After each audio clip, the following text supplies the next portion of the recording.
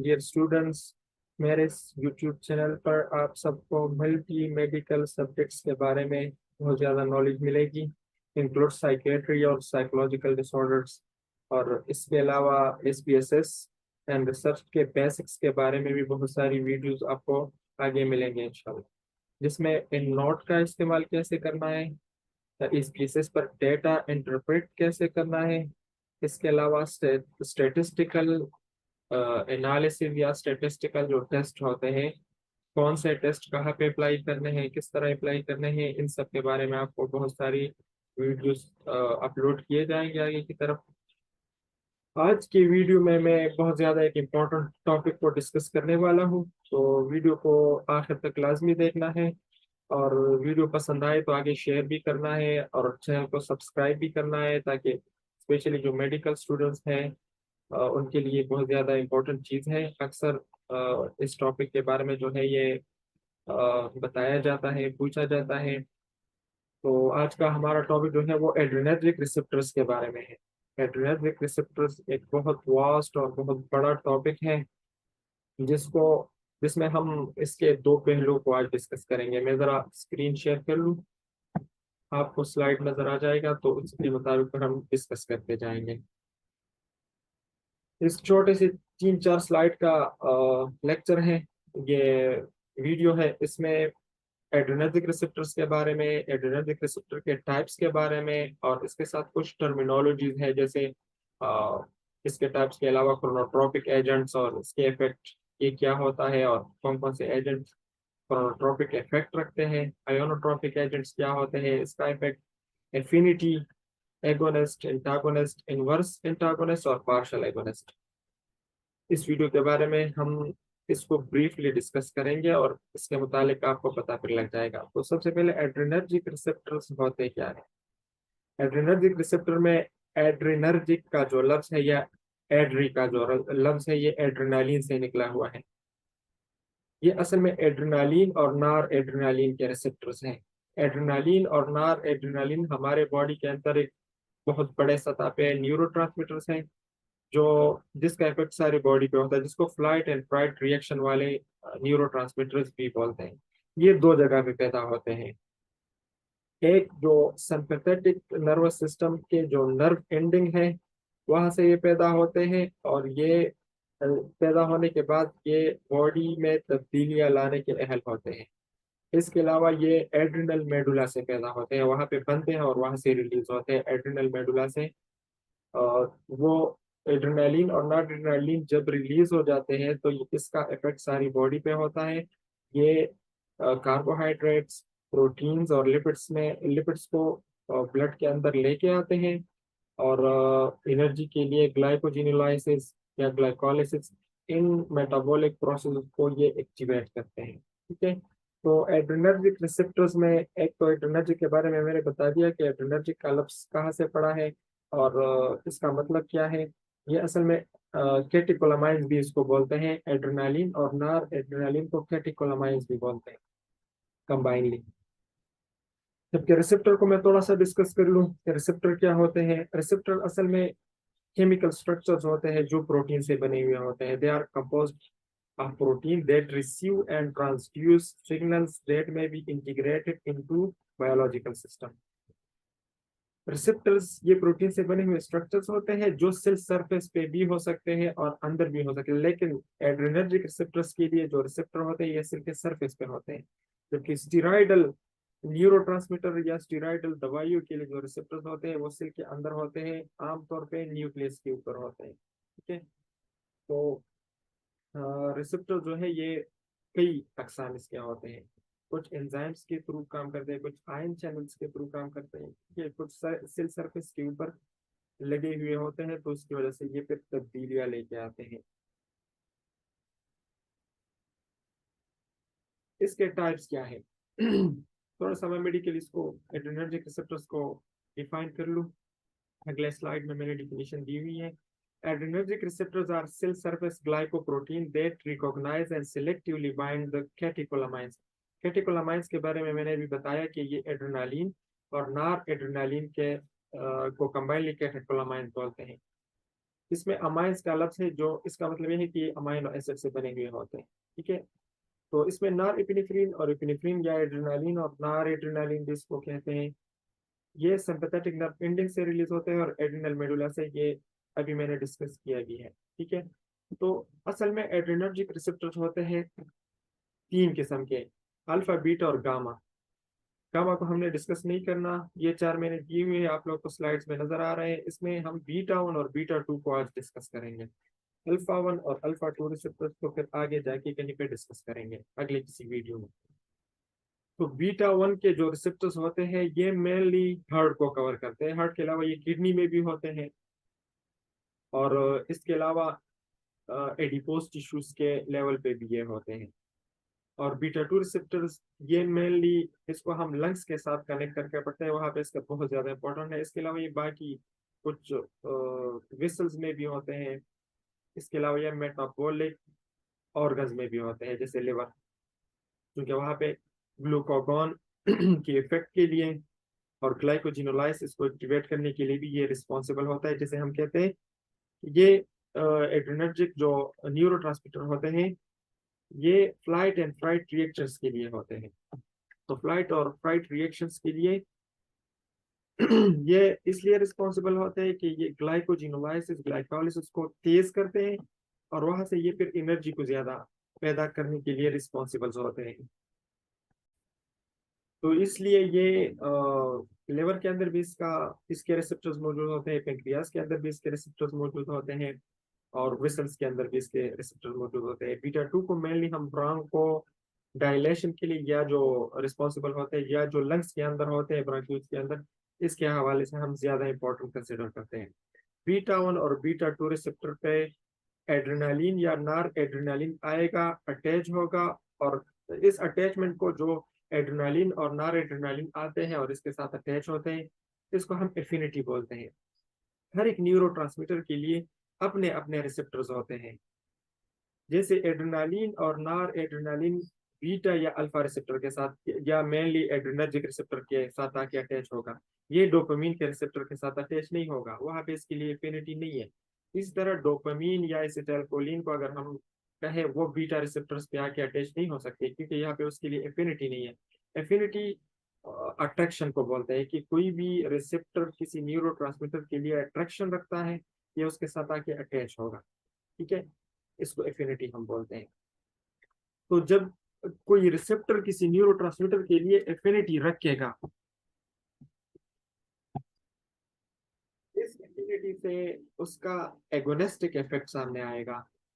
Agonistic effect इसको बोलते हैं, रिसेप्टर की जुबान में मैं बता देता हूँ। वैसे तो एगोनिस्ट को बहुत दवाइयों के लिहाज से या मसल्स के लिहाज से भी इसको कंसिडर किया जाता है। एगोनिस्ट हर उस शेप को बोलते हैं जो रिसेप्टर्स पे अटैच होने वाला जो अपना न्यूरोट्रांसमीटर है या अपना कोई केमिकल है उसी के साथ सिमिलरिटी रखता हो और उसके फिजियोलॉजिकल फंक्शन के साथ सिमिलरिटी रखता हो, इसको एगोनिस्ट बोलते हैं।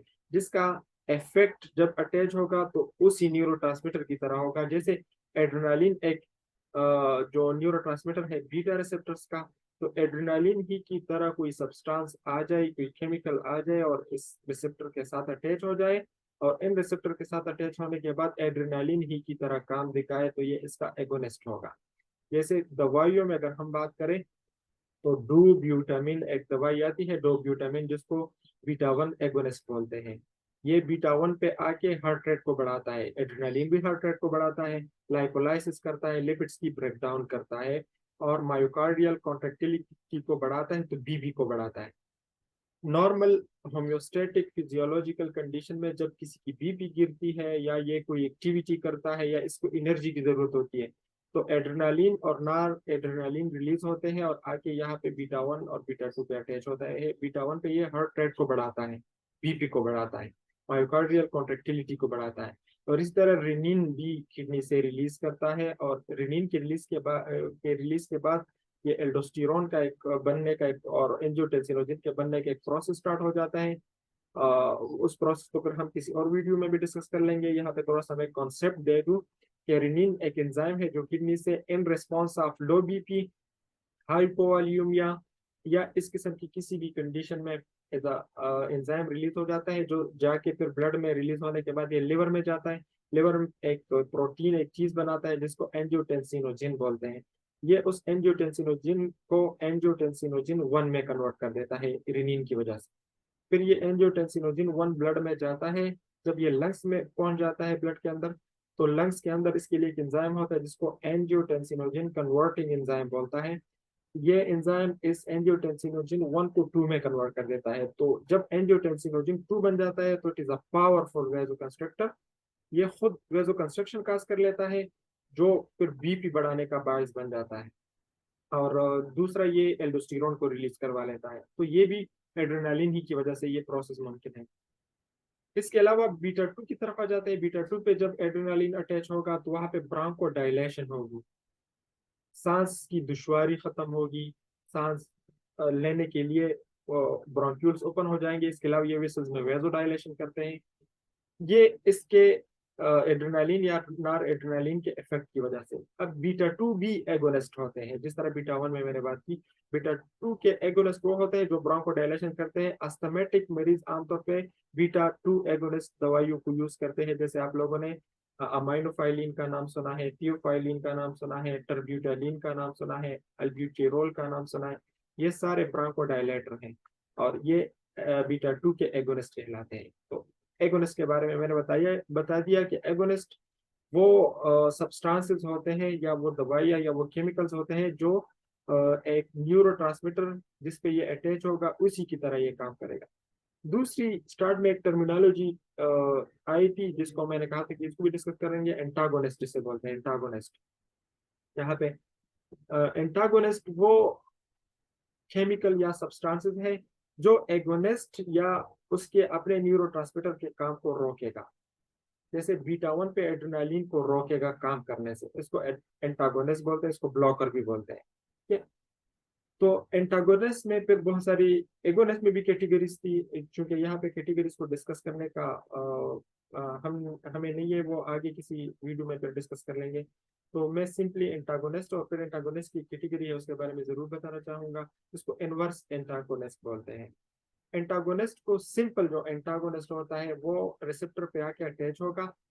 एक एक्टिव साइट पे भी अटैच हो सकता है और एक नॉन एक्टिव साइट होता है जिसको एलोस्टेरिक इनहिबिशन भी बोलते हैं, वहां पे भी अटैच हो सकता है। तो वहां पे अटैच के बाद ये एगोनिस्ट को नहीं छोड़ेगा, उसके काम को ये खत्म कर लेगा, ब्लॉक कर लेगा।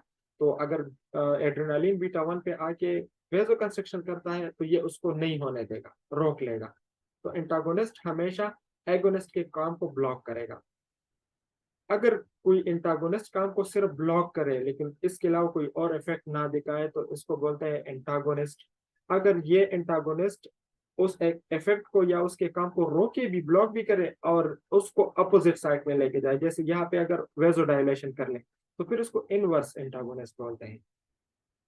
ठीक है, इसको फिर इनवर्स एंटागोनिस्ट बोलते हैं। बीटा वन और बीटा टू के एंटागोनिस्ट इसको बीटा ब्लॉकर्स भी बोलते हैं। तो फिर उसमें आगे क्लासिफिकेशन है, बीटा ब्लॉकर्स में भी एक अलग वीडियो में फिर बात करेंगे। वो चूंकि दवाइयाँ है उसमें फिर specific beta blockers, non specific beta blockers है जो बीपी को कम करने के लिए यूज होते हैं, बीपी को मैनेज करने के लिए यूज होते हैं। तो उसमें नॉन स्पेसिफिक के अपने फायदे और प्रिकॉशंस और कंट्राइंडिकेशन है, और जो स्पेसिफिक है उसके अपने हैं। आमतौर पे नॉन स्पेसिफिक को हम अस्थमेटिक मरीजों में हाइपरटेंशन के लिए यूज नहीं करते हैं। ठीक है, और इसके और भी मकासद हैं। तो नीचे एक चीज इस स्लाइड में दी हुई है, ये इसका मकसद ये है कि बीटा वन पे एड्रेनालिन या एपिनेफ्रिन ज्यादा एक्टिव है, या नॉर एड्रेनालिन और एड्रेनालिन दोनों तकरीबन सेम एक्टिविटी दिखाते हैं, जबकि बीटा टू पे मोर पावरफुल है एपिनेफ्रिन या एड्रेनालिन। नॉर एड्रेनालिन से ये बहुत ज्यादा पावरफुल है। ठीक है ना, समझ लग गई सबको? अच्छा जी, फिर लास्ट में क्रोनोट्रोपिक एजेंट और आयोनोट्रोपिक एजेंट्स के बारे में और इसके इफेक्ट के बारे में बताना है। तो क्रोनोट्रोपिक एजेंट्स वो एजेंट्स होते हैं जो हार्ट के रेट को मुतासिर करें। जैसे हार्ट का एक रिदम है, एक रेट है, जैसे 60 और 100 के बीच में दिल धड़कता है या ये बीट करता है तो इसको नॉर्मल कंसीडर किया जाता है। अगर इस रेट में 100 से ज्यादती आएगी, इसको जिसको हम टेकिकार्डिया बोलते हैं, या 60 से कमी पे आएगा जिसको हम ब्रेडिकार्डिया बोलते हैं। तो इस किस्म के इफेक्ट क्यों आते हैं? ये कुछ क्रोनोट्रॉपिक एजेंट्स की डायरेक्ट या इनडायरेक्ट एक्टिविटी की वजह से आते हैं। जैसे सोडियम एक पॉजिटिव क्रोनोट्रॉपिक एजेंट्स है। वो एजेंट्स जो हार्ट रेट को बढ़ाते हैं उसको पॉजिटिव क्रोनोट्रॉपिक एजेंट्स बोलते हैं, जैसे सोडियम इसकी एक एग्जांपल है। ये इसका इफेक्ट है। और नेगेटिव क्रोनोट्रॉपिक एजेंट्स वो होते हैं जो हार्ट के रेट को कम करें। जैसे कुछ दवाइयां हैं जो हार्ट के रेट को कम करके बीपी को कम करते हैं। बीपी को कम करने वाली दवाइयां mostly chronotropic negative chronotropic agents कहलाती है और ये इसका इफेक्ट है। इसके अलावा ये आयोनोट्रॉपिक एजेंट्स वो होते हैं, ये आयंस होते हैं जो हार्ट के कॉन्ट्रेक्टिलिटी को इफेक्ट करते हैं। जो आयोनोट्रॉपिक एजेंट हार्ट की कॉन्ट्रेक्टिलिटी को बढ़ाए तो उसको पॉजिटिव आयोनोट्रॉपिक एजेंट्स कहते हैं। जैसे कैल्शियम इसकी ये एक एग्जांपल है। कैल्शियम ये हार्ट की कॉन्ट्रेक्टिलिटी को बढ़ाएगा तो रिदम भी फिर बढ़ेगा। ये ठीक है, इसकी वजह से मायोकार्डियल कॉन्ट्रेक्टिलिटी बढ़ेगी और फिर रेट भी बढ़ेगा। ठीक है।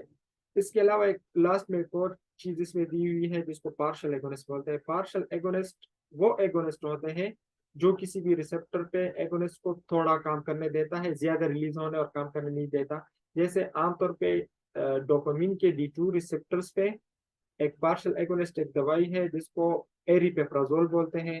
एरिपेप्राजोल is a partial agonist of D2 receptor dopamine के। तो ये वहां पे जरूरी काम को करने देता है, जो गैर जरूरी या जिस काम को रोकना होता है उसको फिर ब्लॉक कर लेता है। ठीक है, तो it's all about today videos.